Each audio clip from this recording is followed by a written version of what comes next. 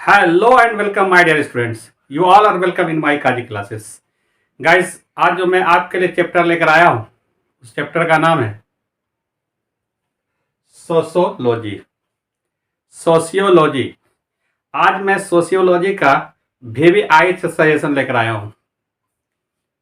Very very very important suggestion मैं आपके लिए सोशियोलॉजी का लेकर आया हूँ। जो स्टूडेंट्स 12 आर्ट्स के हैं और इस बार एग्ज़ाम देंगे उसके लिए बहुत इंपॉर्टेंट है। फिर से सुन लीजिए, जो स्टूडेंट्स के 12th आर्ट्स के हैं और जिसका सब्जेक्ट सोशियोलॉजी है और वो इस बार एग्ज़ाम देने जा रहे हैं उसके लिए यह वरदान साबित होगा। यह सजेशन नहीं बल्कि फाइनल एग्ज़ाम का क्वेश्चन है। इससे एक भी क्वेश्चन बाहर नहीं जाएगा। अगर आपको अधिक जानकारी लेनी हो, पूरा डिटेल में जानना हो, पूरे डिटेल में पढ़ना हो तो आप हमारी वीडियो को अंत तक देखें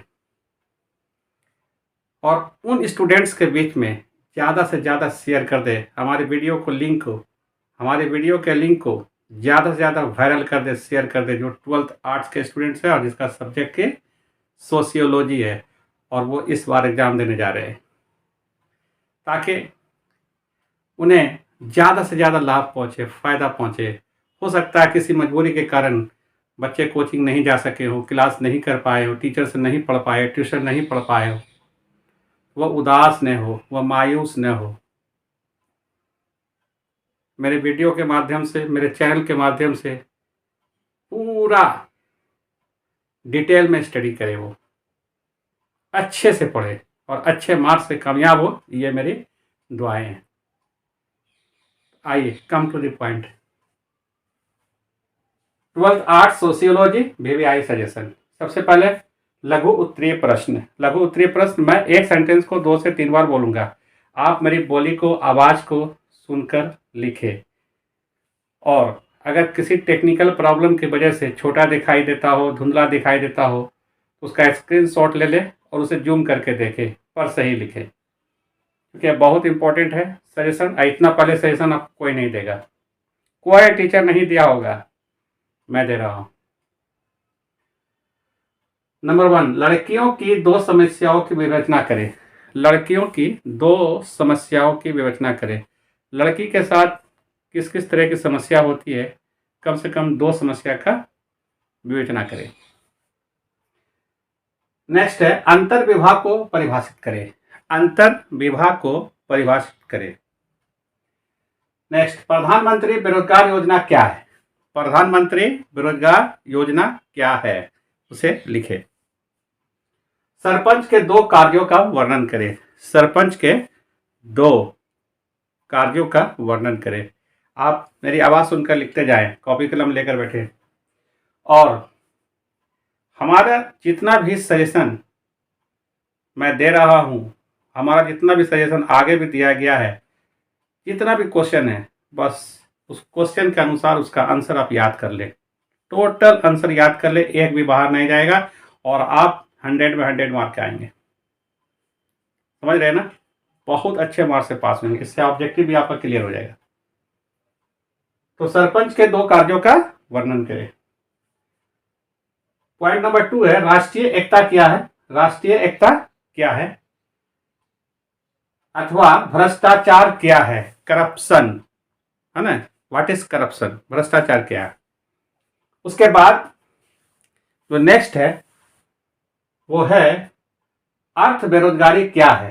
अर्थ बेरोजगारी क्या है। अर्थ बेरोजगारी क्या है।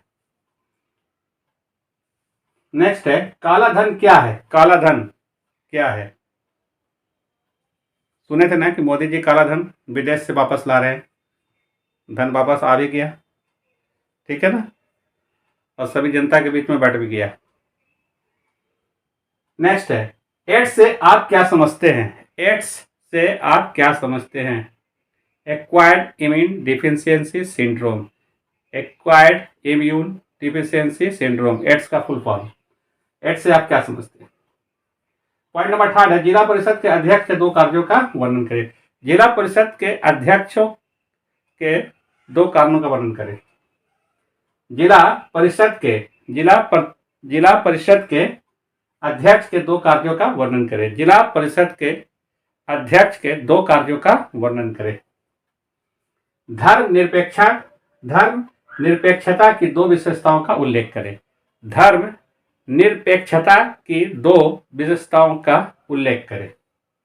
भारतीय समाज एवं संस्कृति की 2 विशेषताओं का वर्णन करें। भारतीय समाज एवं संस्कृति की 2 विशेषताओं का उल्लेख करें। अथवा देवर विवाह क्या है? देवर विवाह क्या है या देवर विवाह से आप क्या समझते हैं? देवर विवाह से आप क्या समझते हैं? पॉइंट नंबर 4 है सांप्रदायिकता की अवधारणा को स्पष्ट करें। सांप्रदायिकता की अवधारणा को स्पष्ट करें। नेक्स्ट 3 तलाक की अवधारणा को स्पष्ट करें। आपको पता होना चाहिए कि हमारे आदरणीय मोदी जी जो है 3 तलाक को खत्म कर दिया। ये बहुत बड़ी उपलब्धि है ना। चलिए ठीक है। 3 तलाक की अवधारणा को स्पष्ट करें। नेक्स्ट नशाबंदी क्या है? नशाबंदी क्या है? बिहार में नशाबंदी नीतीश कुमार पूरा जोर और शोर से कोशिश कर रहे हैं कि नशाबंदी को रोक दे और बहुत हद तक कामयाब भी हुए हैं। बहुत ज़्यादा हद तक कामयाब भी हुए हैं और इससे बहुत सारे परिवार जो टूटने और बिखरने जा रहे थे वो एक हो गए। ये बहुत अच्छी बात है और नीतीश कुमार की तरफ से अच्छा कदम है। चलिए सराहनीय कदम है। अब दीर्घ उत्तरीय प्रश्न को देखिए। मैकाइवर एवं पेज द्वारा दी गई परिवार की विशेषताओं की चर्चा करें। ओके, मैकाइवर एवं पेज द्वारा दी गई परिवार की विशेषताओं की चर्चा करें। नेक्स्ट जातिवाद क्या है? इसे प्रोत्साहन देने वाले 4 कारणों का वर्णन करें। जातिवाद क्या है? इसे प्रोत्साहन देने वाले 4 कारणों का वर्णन करें। भारतीय समाज पर औद्योगिकरण के प्रभाव की विवेचना करें। नेक्स्ट है भारतीय समाज पर औद्योगिकरण के प्रभाव की विवेचना करें। पॉइंट नंबर 2 है हिंदू विवाह के विभिन्न प्रकारों का वर्णन करें। हिंदू विवाह के विभिन्न प्रकारों का वर्णन करें। नेक्स्ट सामाजिक परिवर्तन में पश्चिमीकरण की भूमिका का उल्लेख करें। सामाजिक परिवर्तन में पश्चिमीकरण की भूमिका का उल्लेख करें। गाइस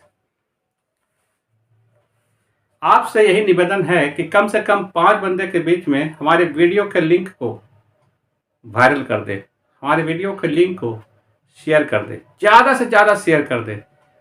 कम से कम 5 बंदे के बीच में, अपने सिस्टर के बीच में, अपने ब्रदर के बीच में, अपने फेमिलियर के बीच में, अपने रिलेटिव के बीच में, अपने फ्रेंड्स के बीच में, अपने कलीग के बीच में और उन स्टूडेंट्स के बीच में जरूर करें जो 12th आर्ट्स के हैं, उसका सब्जेक्ट सोशियोलॉजी है और जो इस बार एग्ज़ाम देंगे उनके बीच ज़्यादा से ज़्यादा शेयर कर दें। और आपको हमारा वीडियो, हमारा क्लास कैसा लग रहा है उसे कमेंट करके ज़रूर बताएं और अगर किसी तरह का डाउट हो तो उस डाउट को भी हमारे कमेंट में लिखें। मैं आपका कमेंट पढ़ता हूँ और मैं प्रॉमिस करता हूँ कि सबसे पहले मैं आपके डाउट को क्लियर करूँगा, फिर मैं आगे क्लास लूँगा। लाइक ज़रूर करें क्योंकि आपका एक लाइक मुझे बहुत कॉन्फिडेंस देता है, बहुत। आप हमारे क्लास में लगे रहिए, रेगुलर हमारे क्लास में लगे रहिए, क्लास करते रहें। मैं 12th का एक सिलेबस में पढ़ाऊँगा। ओके, सब्जेक्ट पूरा आपका क्लियर हो जाएगा। क्रैश कोर्स हो, पूरा सिलेबस हो, पूरा डिटेल्स में आपको मैं पढ़ाऊँगा। ऑब्जेक्टिव हो, सब्जेक्टिव हो, जो भी है आपको मैं सब पढ़ाऊँगा। आप क्लास करते रहें और रेगुलर रहें, बस यही एक निवेदन है। तो आगे चलते हैं।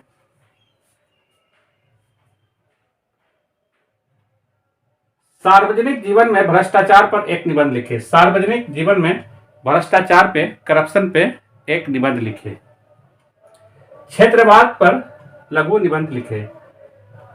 नेक्स्ट है क्षेत्रवाद पर लघु निबंध लिखे। नेक्स्ट बिहार के विशेष संदर्भ में पंचायती राज व्यवस्था के गुण दोषों को लिखे। बिहार के विशेष संदर्भ में पंचायती राज व्यवस्था के गुण दोषों को लिखे। बुद्धि लब्धि या IQ या संवेदनात्मक बुद्धि या EQ में अंतर स्पष्ट करें। बुद्धि लब्धि या IQ या संवेदनात्मक बुद्धि या EQ में अंतर स्पष्ट करें। व्यक्तित्व विकास की अवस्थाओं का वर्णन करें। व्यक्तित्व विकास की अवस्थाओं का वर्णन करें। नेक्स्ट है, अभिवृत्ति से आप क्या समझते हैं? अभिवृत्ति से आप क्या समझते हैं? अभिवृत्ति परीक्षण के प्रमुख प्रकारों का वर्णन करें। अभिवृत्ति से आप क्या समझते हैं और अभिवृत्ति परीक्षण के प्रमुख प्रकारों का वर्णन करें। नेक्स्ट, मानव व्यवहार पर प्रदूषण या पर्यावरणीय प्रभावों का वर्णन करें। मानव व्यवहार पर प्रदूषण या पर्यावरणीय प्रभावों का वर्णन करें। 2001 की जनगणना के संदर्भ में भारतीय आबादी की प्रमुख विशेषताओं की चर्चा करें। नेक्स्ट है कि 2001 की जनगणना के संदर्भ में भारतीय आबादी की प्रमुख विशेषताओं की चर्चा करें। 2001 की जनगणना के संदर्भ में भारतीय आबादी की प्रमुख विशेषताओं का वर्णन करें। लास्ट है, अनेकता में एकता से आप क्या समझते हैं? बहुत इंपॉर्टेंट क्वेश्चन है। अनेकता में एकता से आप क्या समझते हैं? भारतीय समाज के संदर्भ में इसकी चर्चा करें। अनेकता में एकता से आप क्या समझते हैं? भारतीय समाज के संदर्भ में इसकी चर्चा करें। आप इसका स्क्रीनशॉट ले लें। ओके, और आप इसे जूम करके देखें। गाइस, अगर आपको हमारा वीडियो पसंद आया हो, अच्छा लगा हो, तो ज़्यादा से ज़्यादा शेयर कीजिए, लाइक कीजिए, कमेंट कीजिए, फॉलो कीजिए और सब्सक्राइब करके बेल आइकन दबाना नहीं भूलेंगे। हाँ, ये याद रखें, सब्सक्राइब करके बेल आइकन दबाना नहीं भूलेंगे। इससे आपको लाभ है, इससे आपको फायदा है, ताकि आपके पास मेरा सारा नोटिफिकेशन खटाखट खटाखट खटाखट खटाखट पहुंचता रहे। समझ गए ना? और आप घर बैठे अच्छी तरह से तैयारी करते रहे। घर बैठे आप सारा मटेरियल कलेक्ट करें और अच्छी तरीके से तैयारी करते रहे। यह मेरी दुआ है आपके साथ कि आप अच्छे मार्क्स से पास हो, कामयाब हो। Wish you all the best my dear students. Take care you. Bye.